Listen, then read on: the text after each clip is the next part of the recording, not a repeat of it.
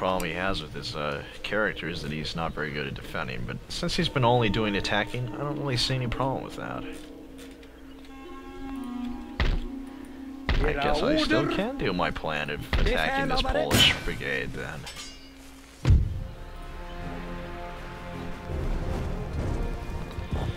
And thus linking up my 2 infantry divisions, and thus making it so that I can finally conquer Courland.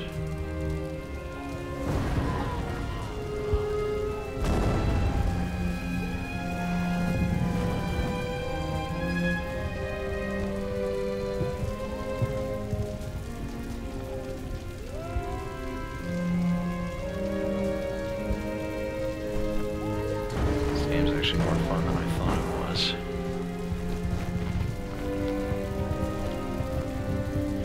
Yeah, at first I was being extremely conservative in what I was doing, but now it's starting to get more fun the more that I'm starting to be more aggressive and starting to actually fight the battles instead of just sort of doing the auto match thing. I mean, sometimes the computer is actually better than you know you think, you know, and actually, you know, does the better than you think you do, you know. Speed up these dead moments.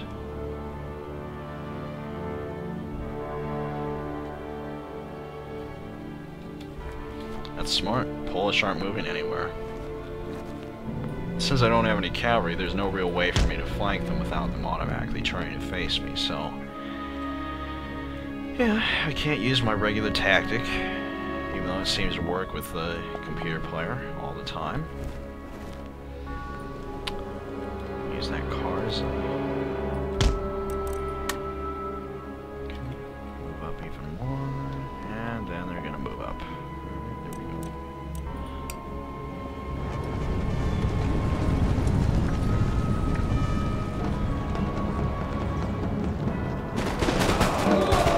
And of course,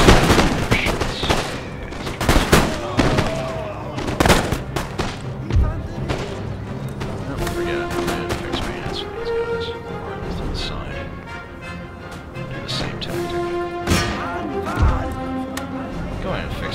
We're gonna fight a guy down here. It's inevitable.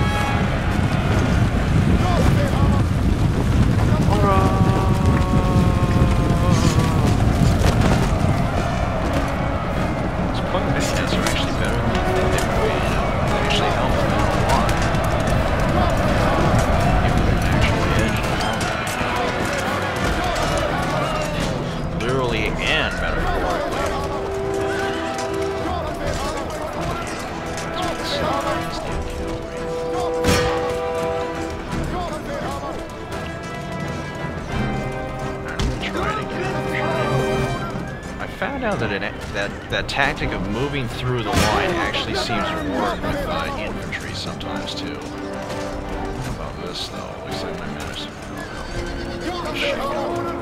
are shaken, not stirred. Yes, I took out their general. That's gonna work well.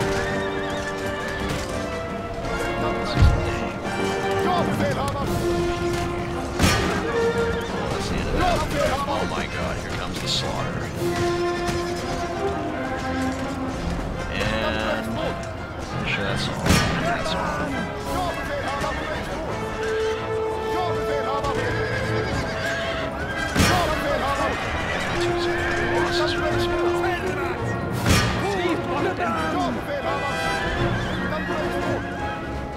It's about 50 men on each regiment. It's too bad. Oh well, still a heroic victory. Hard pounding, gentlemen. Let's see who pounds the longest. You've already said that.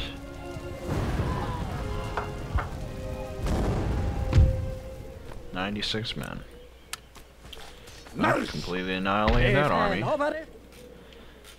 Means that the Poles aren't nearly as strong as they used to be.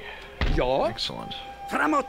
Alright, as soon as those guys move up, then I'll be able to replenish my troops over here and actually give them an edge versus these guys. Let's see. So they've got 5, 7, 9. I've got 2, 8. It's an even match, considering I'm better than the computer. Now let's see what he actually has. So he has 1, 2 cavalry divisions, and I have 2. He has 1 cannon division, but I have a better cannon division. It means I have an advantage over him.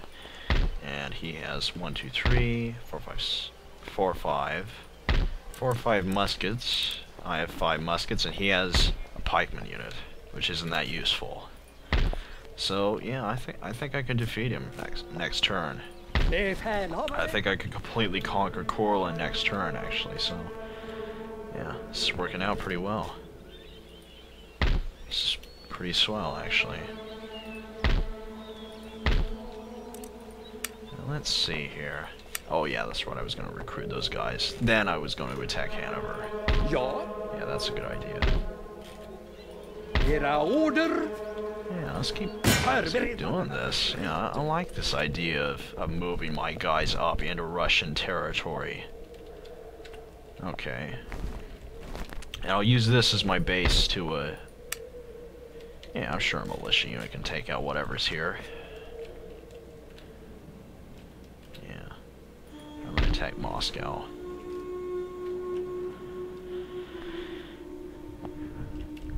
Well, it's pretty nice.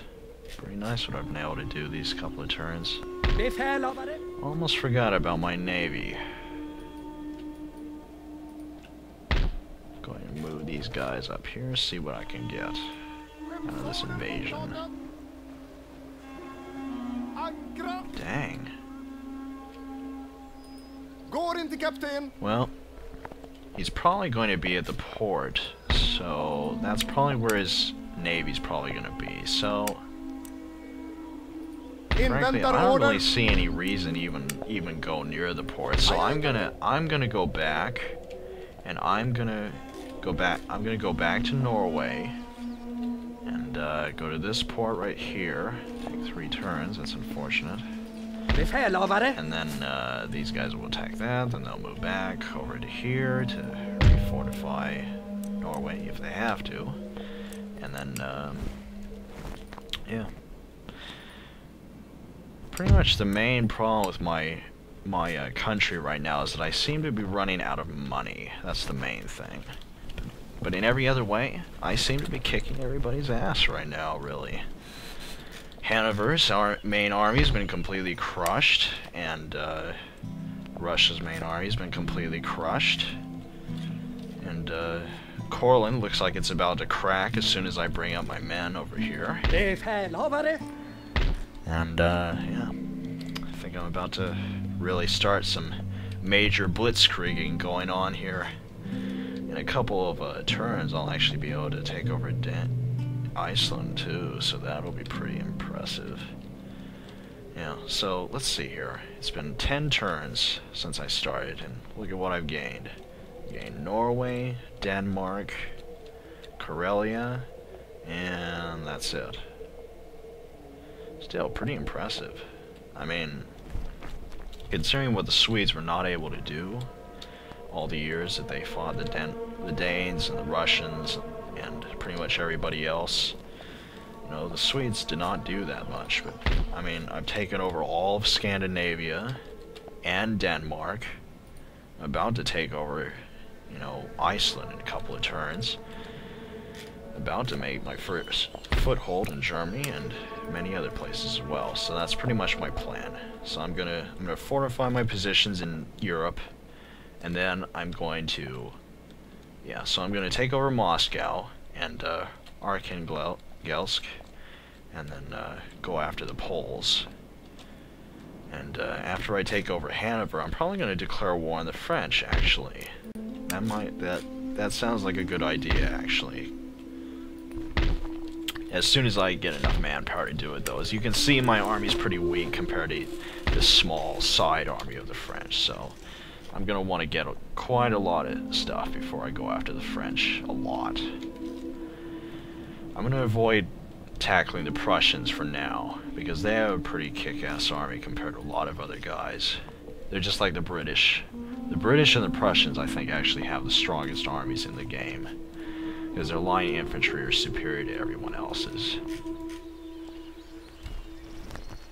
Prussians and the British seem to be attacking each other, so I can take advantage of that by leaving them alone and letting them weaken each other, and not getting in on the conflict. Prussia seems to be doing pretty well against Poland, as well as, wait a minute, are they even at war with each other? Let me see if Prussia's at war with Austria. Yeah, they are at war with Austria. Hell, they're at war with everybody. Look at that. Yeah. Whoever that idiot Frederick, or whatever his name is, yeah, Friedrich. He has no idea how to fight his Prussia. I mean, look at that. All he's done is taken over West Prussia. That's incredibly easy.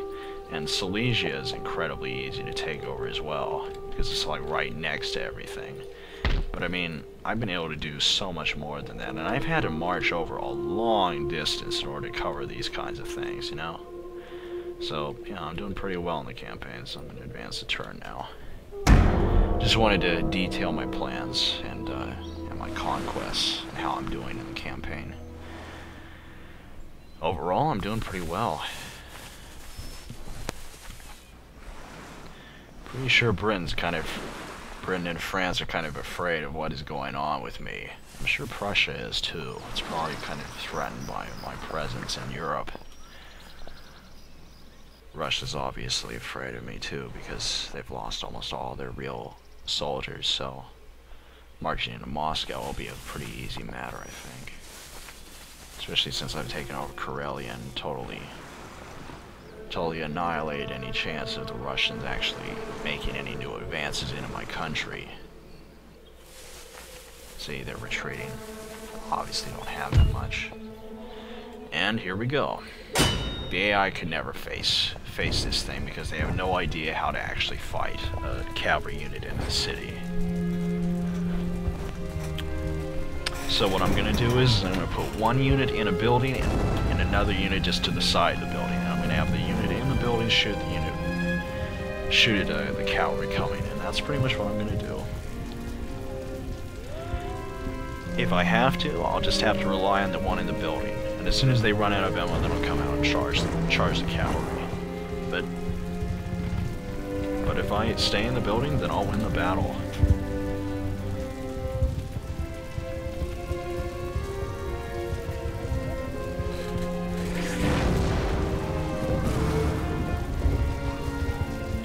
Because if they advance and I weaken them enough, they'll never be able to fight me properly.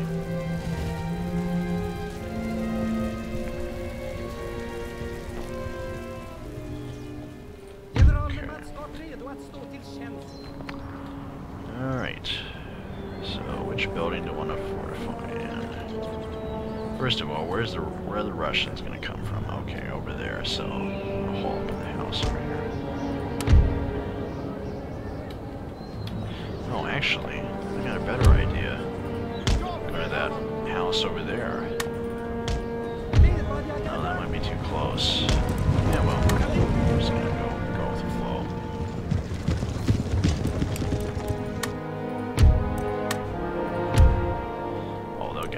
No problem, I'm pretty sure. Unless they charge like right now.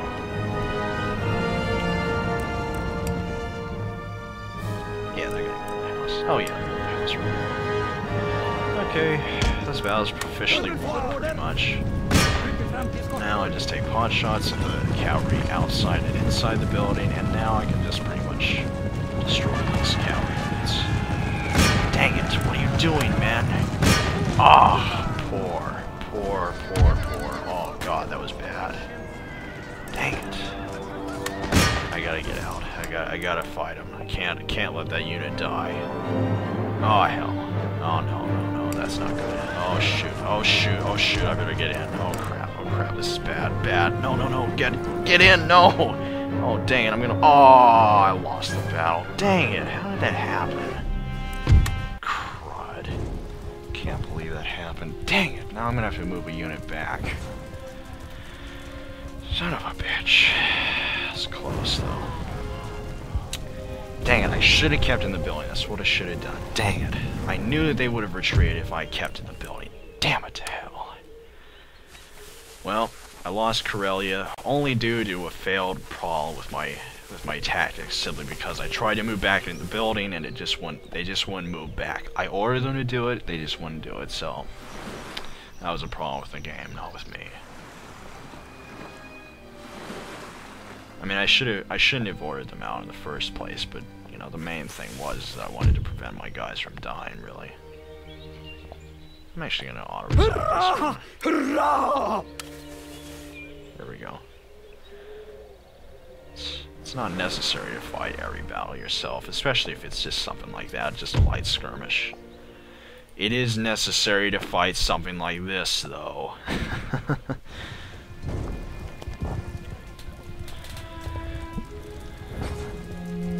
Well, the AI is starting to turn up the unleash hell factor, basically.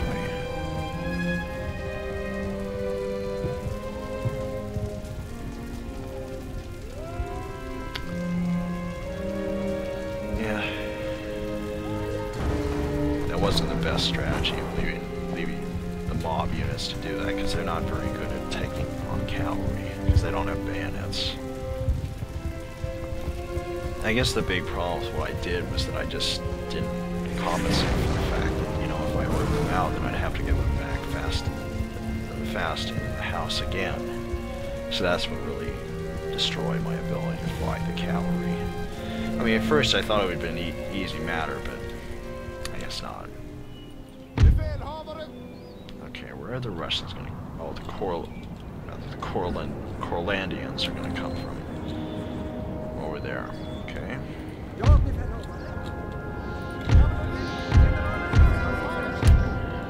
Alright. It's time to show off what I mean by the ultimate fort defense. At least against the AI. So basically what you do is you order all the mob units into the buildings here. You put one unit of line infantry or militia in the middle, facing that area. Cavalry back to the sides. The cannons in a relatively strategic point. Canister shot on. And put another unit facing the other way. About as far as you can put that way, and if you can, deploy trenches so they're much more durable. And basically what this does is it creates a kill zone in the middle, so if they try to come from either flank, they're going to be destroyed. And if they do get in the middle, then my guys can support each other. So now, I think what I'll do is I'll just put these guys as a kind of actually, that's not a good idea. I'm not going to do that. Okay, what should I do with these guys? Well, I think I'll just put them right here, just as reserves. I'll just put the trench there just for the hell of it. Who knows, they may actually come in handy that way.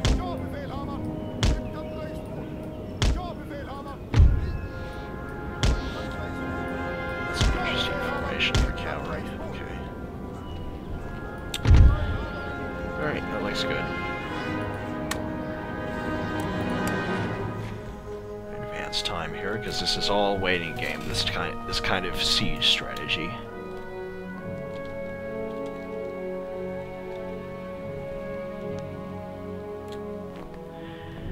Of course, they're going to move their infantry out because they have no cannons, so they're going to have to use their infantry in order to get into my fort.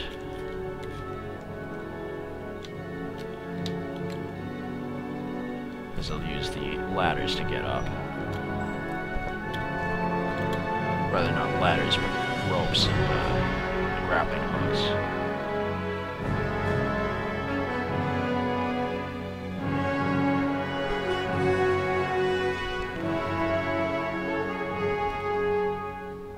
great thing about this is the mob units are actually more effective in the buildings because they're not hurt as much. Since they're not very good against line infantry, it's actually a good idea to put them in this kind of situation.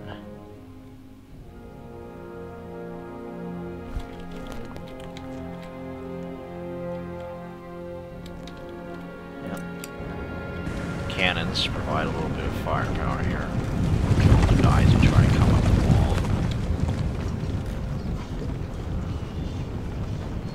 Plus, it's kind of hard for them